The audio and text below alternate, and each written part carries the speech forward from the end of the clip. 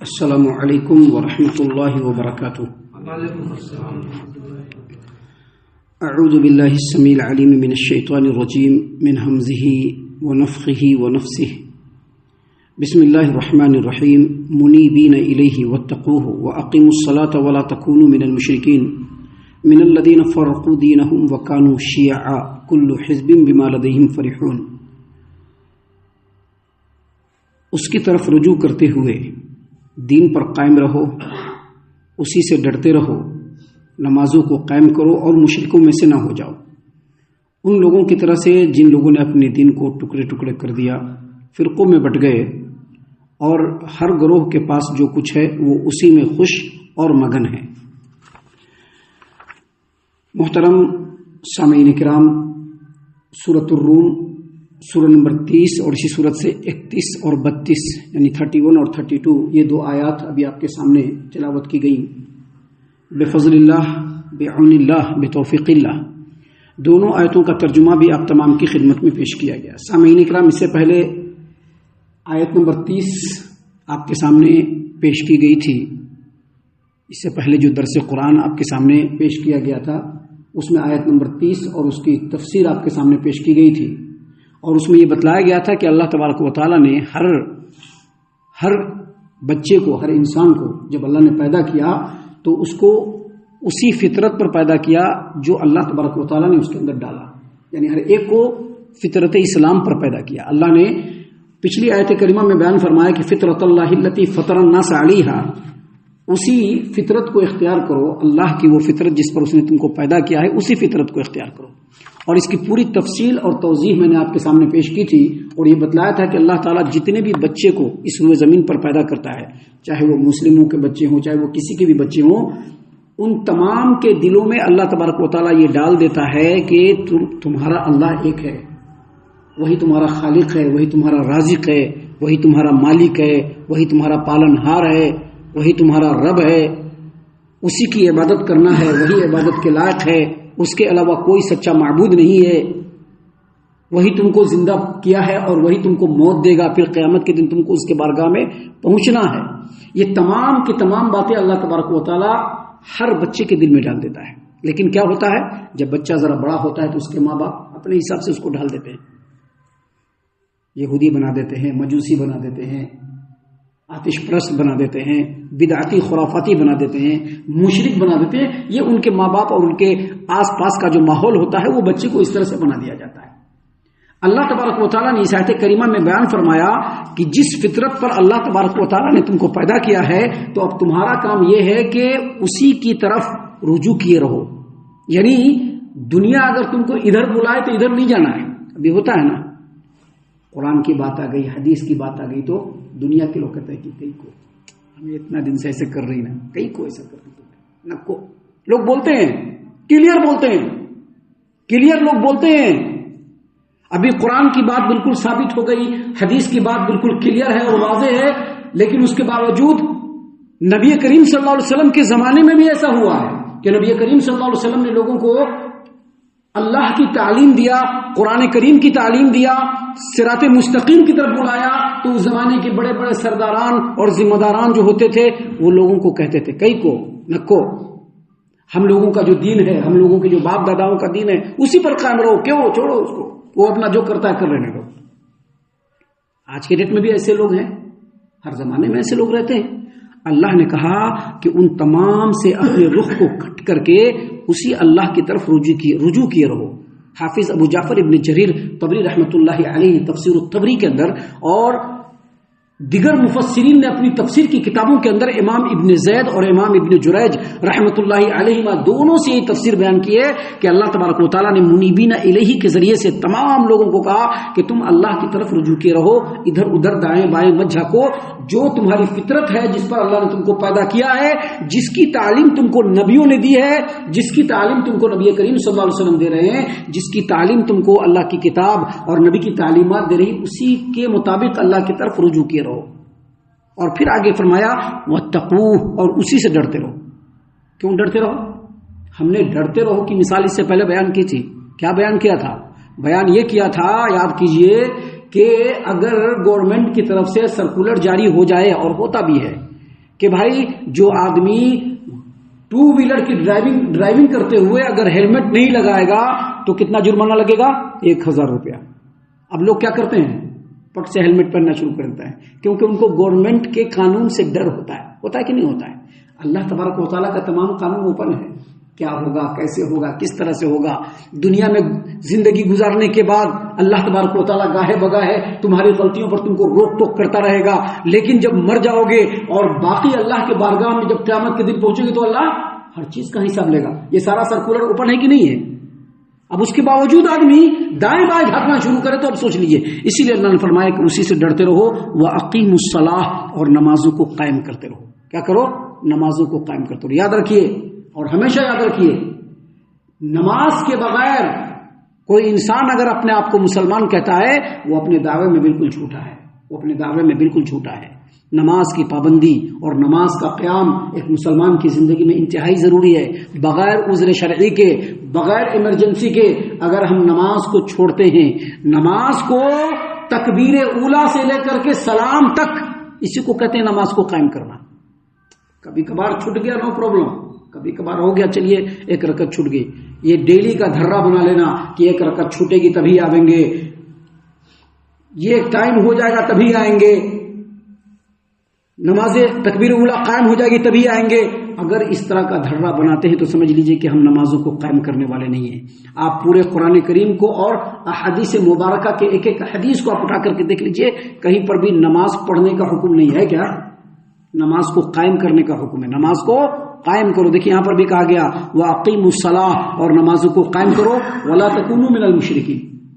یہ جو وَلَا تَكُونُوا مِنَ الْمُشْرِكِينَ ہے نا، اس کا تعلق اس سے پہلے یعنی اقیموا الصلاۃ سے بھی ہے، اور وَلَا تَكُونُوا مِنَ الْمُشْرِكِينَ کا تعلق اب اس کے بعد جو آیت کریمہ آئے گی دونوں سے ہے۔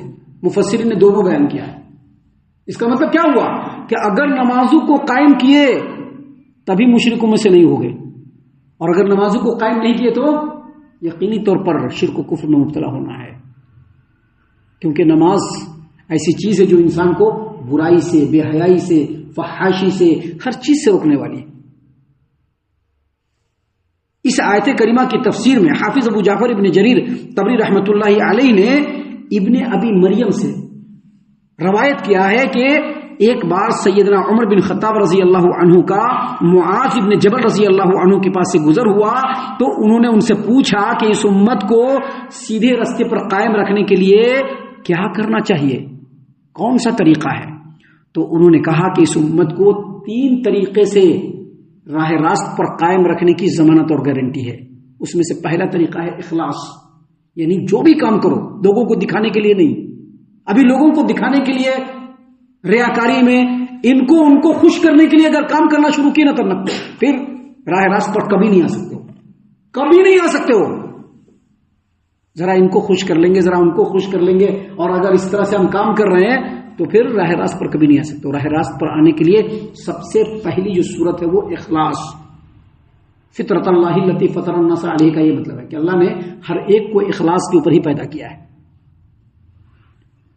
ہر ایک کو اخلاص کے اوپر پیدا کیا ہے۔ اللہ نے جب دل میں ڈال دیا کہ اللہ ہی ایک ہے، وہی معبود برحق ہے، وہی خالق ہے، وہی مالک ہے، وہی رازق ہے، اور اس کا زور سب پر چلتا ہے اور اس پر کسی کا زور نہیں چلتا، اور اسی کی عبادت کرنا ہے۔ جب لوگوں کے دلوں میں یہ بات ڈال دی گئی تو اس کا مطلب ہے کہ اخلاص پر پیدا کیا گیا ہے۔ لہٰذا معاذ بن جبل رحمۃ اللہ علیہ نے کہا کہ پہلی صورت جو ہے وہ اخلاص ہے، اور وہ یہی فطرت ہے، فطرت اللہ التی فطر الناس علیہ۔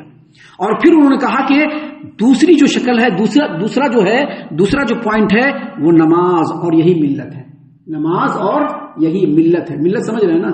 اسلامیہ، ملت اسلامیہ۔ اللہ تبارک و تعالیٰ نے محمد صلی اللہ علیہ وسلم کو کیا کہا؟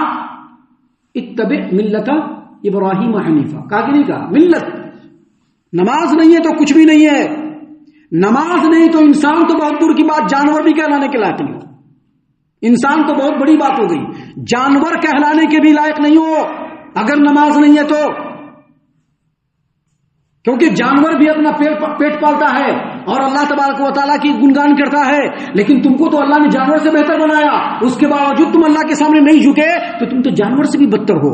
اسی لیے سیدنا معاذ بن جبل نے کہا کہ نماز ہے اور یہی ملت ہے، اور پھر کہا طاعت، اور یہی عصمت ہے۔ طاعت کا مطلب یہ ہے کہ جو اللہ کا حکم آیا اس کے سامنے فوراً جھک جانا، جہاں پر اللہ نے روکا فوراً اس سے رک جانا، اسی کو کہتے ہیں طاعت۔ محترم سامعین کرام، اللہ نے فرمایا کہ منیبین الیہ، اللہ کی طرف ہی رجوع کیے رہو، واتقوا، اور اسی سے ڈرو، واقیموا الصلاۃ، اور نمازوں کو قائم کرو، ولا تکونوا من المشرکین، اور مشرکوں میں سے مت ہو جاؤ۔ اور پھر آگے فوراً کیا کہا؟ ان لوگوں کی طرح سے مت ہو جاؤ، من الذین فرقوا دینہم وکانوا شیعا وکل حزب بما لدیہم فرحون، ان لوگوں کی طرح سے مت ہو جاؤ جنہوں نے اپنے دین کو ٹکڑے ٹکڑے کر دیا اور فرقوں میں بٹ گئے، ہے کہ نہیں؟ فرقوں میں بٹ گئے، فرقوں میں بٹ گئے، اور ہر فرقہ جو کچھ ان کے پاس ہے اسی پر بڑا خوش ہے۔ ہاں میں فلاں امام کے ماننے والا، ہاں میں فلاں مسلک کا ماننے والا، میں یہ بس ہو گیا میرا۔ ایک بات ہمیشہ یاد رکھیے، پورے پیڑ کو اٹھا لیجیے، ایک جھاڑ ہوتا ہے نا، جھاڑ جو زمین پہ لگا ہوا ہوتا ہے، پورے پیڑ کو اٹھائیے، پیڑ کے اندر آپ کو دو چیز دکھے گی، کیا؟ ایک جڑ اور پھر اس پر سے نکلی ہوئی شاخ، ہے کہ نہیں ہے؟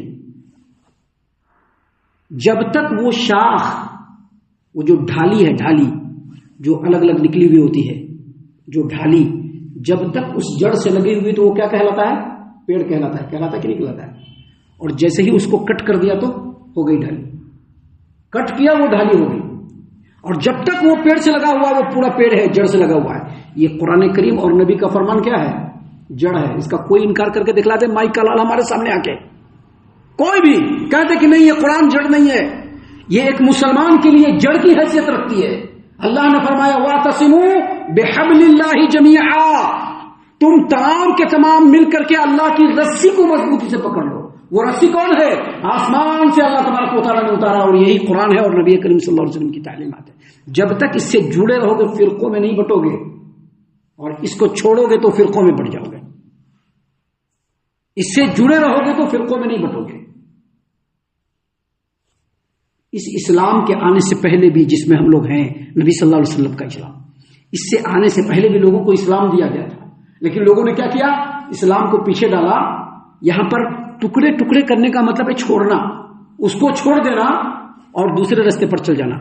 بعض باتوں کو ماننا، بعض باتوں کو نہیں ماننا، بعض باتوں کو ماننا، بعض باتوں کو نہیں ماننا۔ یہودیوں کو آپ دیکھ لیجئے، عیسائیوں کو دیکھ لیجئے، دیگر جو مذاہب عالم اس روئے زمین پر آئے ہیں، جن پر اللہ نے کتاب کو نازل کیا، سب کو دیکھ لیجئے، انہوں نے اپنی کتاب کو پیچھے رکھا اور اپنے اپنے من سے جو کچھ باتیں اس میں سے مان لیا، کچھ باتیں نہیں مانا۔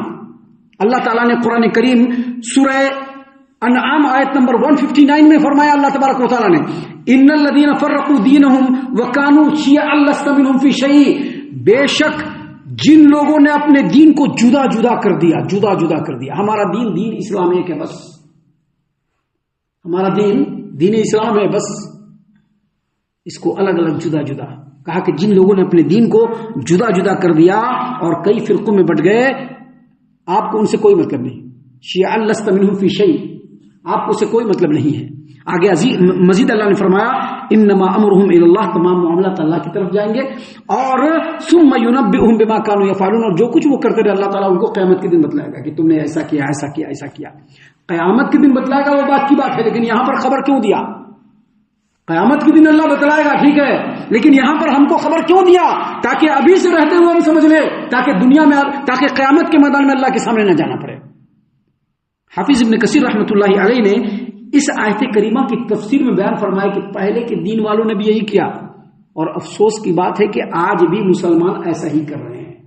حافظ ابن کثیر فرماتے ہیں، تفسیر ابن کثیر اٹھا کر کے دیکھ لیجئے، پہلے کے دین کے لوگوں نے بھی ایسا کیا اور آج بھی مسلمان ویسا ہی کر رہے ہیں، اور آج بھی مسلمان ویسا کر رہے ہیں، تو ان تمام مسلمانوں میں صرف وہی برحق دین پر ہے جو اہل السنہ والجماعت ہے۔ اور پھر مزید کہا اہل السنہ والجماعت سے مراد یہ مشرکین نہیں ہے، یا بدعتی اور خرافاتی نہیں ہے، یا فرقوں میں بٹنے والے لوگ نہیں ہیں، ان سے مراد وہ لوگ ہیں جو صدر اول کے صحابہ کرام، تابعین اور ائمۃ المسلمین کے بتائے ہوئے طریقے کے مطابق، صدر اول مطلب نبی صلی اللہ علیہ وسلم کے زمانے کے جو صحابہ اور ان کے بعد کے تو تابعین، اور اس وقت جو ائمۃ المسلمین ہیں، جو انہوں نے لوگوں کی رہنمائی کی قرآن و حدیث کی روشنی میں، جو ان کے طریقے پر قائم ہے، وہی اصل میں دین برحق پر ہے۔ اور پھر دلیل کے طور پر انہوں نے جامع ترمذی ابواب الایمان حدیث نمبر 2641 اور المستدرک علی الصحیحین کے حوالے سے ایک روایت پیش کیا کہ نبی کریم صلی اللہ علیہ وسلم سے جب تمام فرقوں، نبی صلی اللہ علیہ وسلم نے فرمایا نا کہ پہلی امت 72 فرقوں میں بٹی اور میری امت 73 فرقوں میں بٹے گی. پوچھا کہ جو 73 فرقے ان میں سے کون جنت میں جائے گا؟ کہا کہ جو آج کے ڈیٹ میں یعنی نبی صلی اللہ علیہ وسلم کے زمانے میں جو دین ہے، جن پر صحابہ کرام ہیں اور میں ہوں، جو اس طریقے پر چلے گا وہی اصل میں دین برحق پر ہوگا. تو ہمیشہ یاد رکھیے ان باتوں کو. یہ باتیں ہیں جو اللہ تبارک و تعالیٰ نے خالص ہماری ہدایت و رہنمائی کے لیے نازل فرمائے ہیں. ہم اللہ سے دعا کرتے ہیں کہ اللہ تعالیٰ ہم تمام کو ان باتوں کے اوپر خوب غور و فکر اور تدبر کرنے کے ساتھ ساتھ ان باتوں پر عمل کرنے کی بھی توفیق عنایت فرمائے. آمین.